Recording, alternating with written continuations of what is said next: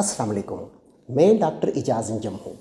आज इस वीडियो में हम ये देखेंगे कि एम्ब्रियो ट्रांसफ़र के बाद आपको क्या एक्सपेक्ट करना चाहिए।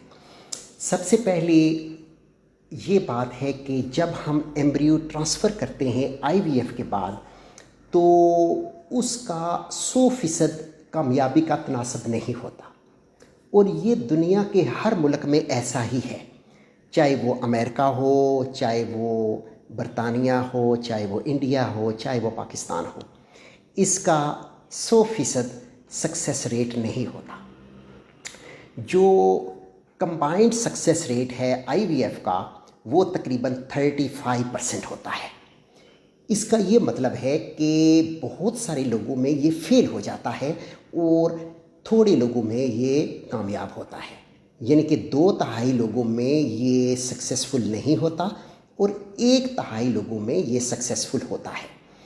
तो अब कुछ लोग पूछते हैं कि डॉक्टर साहब, वजह क्या हुई है, हमारा आईवीएफ फेल क्यों हुआ है? तो उसका जवाब बहुत सिंपल है। उसका जवाब ये है कि आपका अगर आईवीएफ फेल हुआ है तो उसमें 2 चीज़ें जो है ना, वो उनका बहुत ज़्यादा किरदार था। एक बीज का और एक ज़मीन का। बिल्कुल ऐसे ही जैसे हम कोई चीज़ उगाते हैं तो उसके लिए बीज होता है, वो अच्छी क्वालिटी का होना चाहिए, वो उगने वाला होना चाहिए, और दूसरी जो ज़मीन हो वो अच्छे तरीके से हमवार हो और उसमें खाद वगैरह और उसको बिल्कुल अच्छे तरीके से प्रिपेयर किया गया हो। ये जब 2 चीज़ें होती हैं तो फिर वो पौधा अपनी जगह पर जड़ें पकड़ता है और अपना सफ़र शुरू करता है। एग्जैक्टली आईवीएफ में भी इसी तरह ही होता है कि उसमें हम जब मियाँ और बीवी दोनों के गैमीट्स लेते हैं, उनको हम जिस्म से बाहर मिलाते हैं हम अपनी लैब में, तो उसके बाद उसके नतीजे में एम्ब्रियो बनता है, यानी कि सीड बनता है। और उसके बाद फिर हम उस एम्ब्रियो को यूट्रस में यानी कि ज़मीन में रख देते हैं, और इस उम्मीद के साथ कि ये वहाँ पर उगेगा, वहाँ पर इम्प्लांट होगा, और हमें 9 महीने के बाद वो अच्छे पॉजिटिव रिज़ल्ट देगा डिलीवरी की सूरत में। तो कभी कभी अंडे की क्वालिटी इतनी अच्छी नहीं होती, शायद औरत को कुछ जेनेटिक इशू होते हैं, उसकी उम्र ज़्यादा होती है, और एग की जो क्वालिटी है वो इतनी अच्छी नहीं रहती है। और क्योंकि ये अल्लाह ताला ने औरत में जो अंडों का सिस्टम रखा हुआ है वो ये इस तरह होता है कि जब औरत पैदा होती है तो अल्लाह ने एक ही वक्त में, उसी वक्त में ही सारे अंडे उसके अंदर रख दिए होते हैं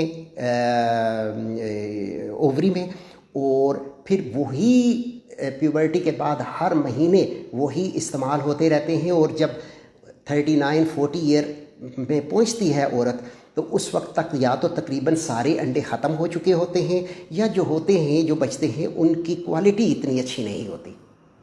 तो नतीजतन ये इतना अच्छा एम्ब्रियो नहीं बनता। या फिर इससे उलट ये होता है कि हस्बैंड के स्पर्म कभी कभी अच्छे नहीं होते। मोस्टली जब हम किसी की बायोप्सी करते हैं तो उसमें जरासीम लो क्वालिटी के होते हैं, और आम लोगों के भी जरासीम इतने अच्छे नहीं होते। मुख्तलिफ इन्वायरमेंटल फैक्टर्स की वजह से, रेडिएशन की वजह से, जेनेटिकली, फिर कुछ लोग स्मोकिंग करते हैं, कुछ लोग ड्रिंक करते हैं, कुछ लोग केमिकल के आगे पीछे काम करते हैं। तो बहुत सारी चीज़ों की वजह से इंसानों की, मर्दों की फर्टिलिटी भी बहुत ज़्यादा मुतासर हुई है। तो अब अगर हमारा एम्ब्रियो बन तो गया है लेकिन अंदर से जेनेटिकली इतना अच्छा नहीं है, तो वो फिर मोस्ट प्रॉबेबली इम्प्लांट नहीं होगा और हमारा आईवीएफ फेल हो जाएगा। तो ये 2 ऐसी चीज़ें हैं जो कि हमारे हाथ में नहीं होती, क्योंकि पाकिस्तान में हम डोनेटेड स्पर्म और डोनेटेड एग के ऊपर काम नहीं करते हैं। ہم جو کچھ بھی ہوتا ہے وہ میاں بیوی کے درمیان میں ہی کرتے ہیں، اس لیے ہمارا سکسیس ریٹ امریکہ سے تھوڑا سا کم ہے، کیونکہ اس میں تو ایک نون ریزن ہوتی ہے کہ جی ایگ کی کوالٹی اچھی نہیں ہے، اور ہم یہ کریں گے کہ ایک ینگ لڑکی کا ایگ لے کے ہسبینڈ کے ساتھ ملا کے بچہ بنا کے اور پھر عورت میں ٹرانسفر کر دیں، چاہے عورت کی عمر 40 سال ہو 45 سال ہو، تو پھر بھی اس میں امپلانٹیشن ہو جاتی ہے اور وہ سکسیسفل ہو جاتا ہے۔ لیکن اگر اسی عورت کا ہی گیمیٹ لیا جائے تو پھر اس میں کامیابی کے چانسز بہت کم ہوتے ہیں۔ تو یہ ایک میں نے آپ کو مثال دی ہے کہ ان ملکوں میں اور اسلامک ممالک میں یہ جو سکسیس ریٹ ہے اس کا جو ڈیفرنس ہے اس کی وجہ کیا ہے۔ اس کے علاوہ جو دوسری ریزن ہوتی ہے وہ جو انڈومیٹریم ہوتی ہے، جو یوٹرس ہوتا ہے، اس کی کوئی پیتھالوجی ہو سکتی ہے، اس میں کوئی فائبرائڈ ہو سکتے ہیں، یا اس کی جو اندرونی ساخت ہے وہ ڈسٹرب ہو سکتی ہے، یا جو اس کی انڈومیٹریم ہے، جو ایک نالی کینال ہوتی ہے جہاں پر اس نے چمٹنا ہوتا ہے، وہ اتنی اچھی نہیں ہوتی، اتنی اچھی بنتی نہیں ہے، اس کا سائز کم ہوتا ہے، اس کا 7 mm سے زیادہ ہو تو وہ اچھا ہوتا ہے اور اس میں کامیابی کے چانس زیادہ ہوتے ہیں۔ پھر ایک اور چیز ہم دیکھتے ہیں کہ ٹرپل لیئر جو ہوتی ہے انڈومیٹریم، وہ بہت اچھی ہوتی ہے اور اس میں سکسیس کی چانس بہت زیادہ ہوتے ہیں۔ تو دوسرے لفظوں میں یہ بھی ایک پیشنٹ ہی فیکٹر ہے جس کی وجہ سے کامیابی یا ناکامی کا عمل درآمد انحصار ہوتا ہے۔ اس کے علاوہ اور اس چیز کو فیل کرنے میں کون کون سی چیز ہو سکتی ہے، جو آپ کو یہ دیکھنا چاہیے کہ آپ جس بھی ادارے سے IVF کروا رہے ہیں ان کی سکلز کیا ہیں۔ ان کے ڈاکٹرز جو ہے وہ ہر قسم کی تعلیم، ہر قسم کے ایکسپیرینس رکھتے ہیں، اور ان کے جو ایکسپرٹائز کا لیول ہے وہ کیسا ہے۔ جو خاص طور پر جو فزیشین ہے، کیا وہ بہت زیادہ پیسوں کے لیے بہت زیادہ لوگوں کو اکٹھے میں کر کے تو کیا رزلٹ کو متاثر تو نہیں کر رہے، یا پھر ان کے جو ایمبریالوجسٹ ہیں وہ کیا کوئی ان ایکسپیرینسڈ تو نہیں ہیں۔ دوسری چیز یہ دیکھنی ہوتی ہے کہ ان کی جو لیب ہے اس کی کوالٹی کیا ہے، اس کے اندر جو اکوپمنٹس ہیں، جو اس کے اندر کوالٹی کنٹرول ہے، جو اس کے اندر لوگ کام کرتے ہیں، وہ اس کو کس حد تک اس کو مینٹین رکھتے ہیں تاکہ یہ ایمبریو اچھے بنے۔ جب ایمبریو اچھا بن جاتا ہے تو پھر بہت چانس ہوتے ہیں کہ وہ امپلانٹ بھی ہو جائے، لیکن اگر ایمبریو اچھا نہ بنے تو پھر آدھے چانسز وہاں ہی ختم ہو جاتے ہیں کہ اس میں پریگننسی ہو۔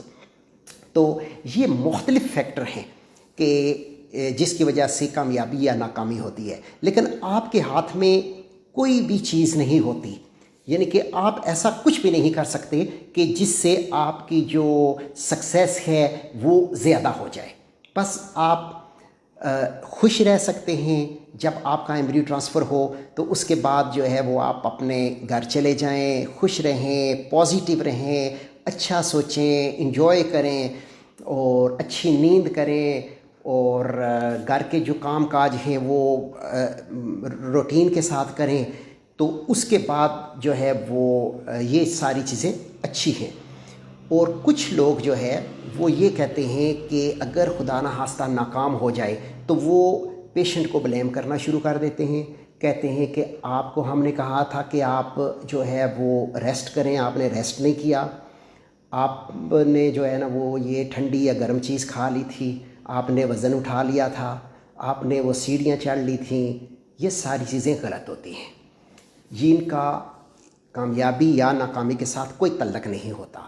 تو اس لیے آپ ان چیزوں کو اگنور کریں، یہ لوگوں کی چیزیں کی باتیں ہیں اور ان کا حقیقت کے ساتھ کوئی بھی تعلق نہیں ہوتا۔ آپ کو ان ساری چیزوں سے کے کرنے کی ضرورت نہیں ہوتی، بس ایک جو روٹین کی لائف ہے وہ آپ کو بسر کرنی چاہیے۔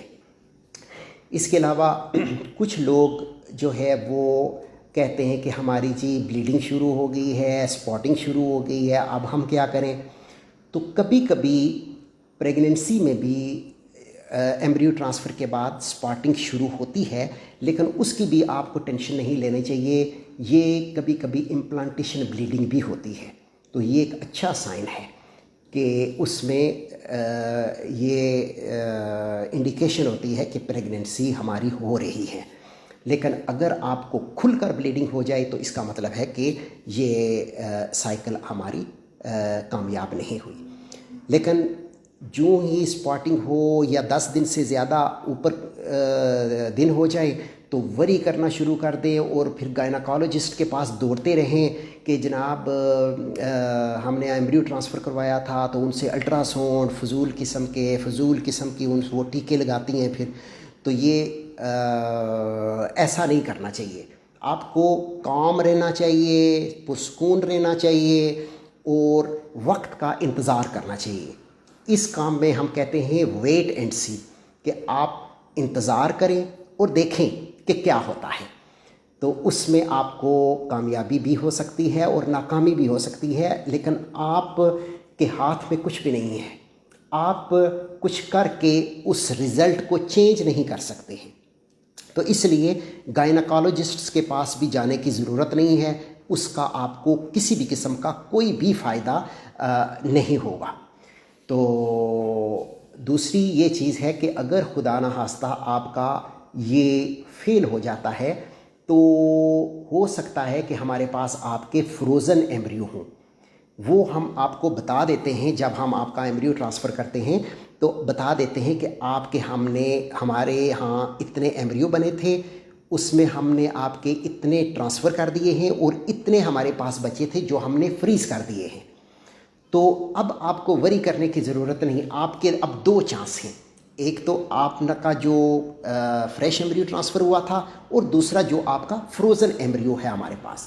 تو اگر خدا نخواستہ یہ کامیاب نہیں ہوتا تو 2 مہینے بعد آپ دوبارہ آئیں گے تو ہم آپ کو جو آپ کا فروزن ایمبریو ہے وہ ٹرانسفر کر دیں گے. اس میں نہ تو آپ کو پین ہوگا، نہ تو انجیکشن لگیں گے، نہ آپ کا خرچہ ہوگا. وہ صرف تقریباً 10,000 روپے میں جو ہے وہ ہمارے یہاں پر ہوتا ہے فروزن ایمبریو ٹرانسفر.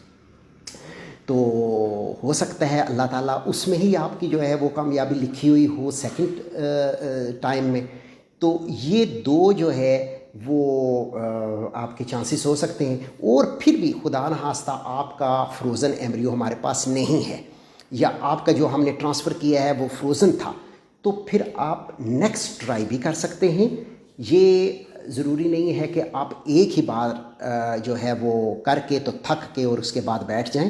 ہمارے یہاں پر مدر اینڈ چائلڈ میں اس کی جو کاسٹ ہے وہ بھی بہت کم ہے، اور آپ دوسری ٹرائی بھی لے سکتے ہیں. اور دوسری ٹرائی جو ہے اس میں لینے سے ہماری 50% جو IVF کی کاسٹ ہے وہ کم ہو جاتی ہے.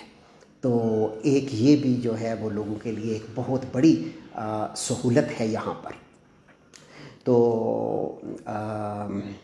باقی تقریباً میں نے آپ کو ساری چیزیں بتا دی ہیں کہ ایمبریو ٹرانسفر کے بعد آپ کو کیا ایکسپیکٹیشن کرنی چاہیے اور اس کی وجہ کیا ہوتی ہے. یہ امپلانٹ یہ پریگننسی نہ ہونے کی، تو یہ بھی میں نے آپ کو بتا دیا ہے. پھر یہ بھی بتا دیا ہے کہ آپ نے کسی گائناکالوجسٹ وغیرہ کے پاس نہیں جانا اس مقصد کے لیے. جسٹ ویٹ کریں، اور پہلے جو ہے وہ تقریباً 14 دن کے بعد آپ یورین والا ٹیسٹ کریں گھر میں.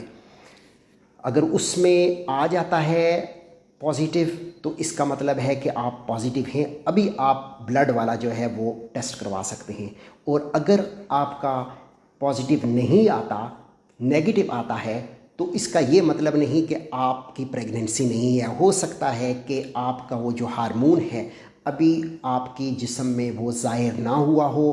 اس کے لیے آپ 2-3 دن اور ویٹ کریں، پھر دوبارہ آپ یورین والا ٹیسٹ کریں. تو اس وقت تک آپ کریں جب تک کہ آپ کا یا تو پیریڈ شروع ہو جاتے ہیں، پریگننسی جو ہے وہ یہ سائیکل فیل ہو جاتی ہے، اور یا پھر آپ کا یہ یورین والا پریگننسی ٹیسٹ پازیٹیو آ جاتا ہے. تو مجھے امید ہے کہ MRU ٹرانسفر کے بعد کی ساری چیزیں جو اس سے جڑی ہوئی تھیں وہ میں نے آپ کو بتا دی ہیں، اور میری یہ باتیں سننے کا بہت شکریہ. Thank you. خدا حافظ.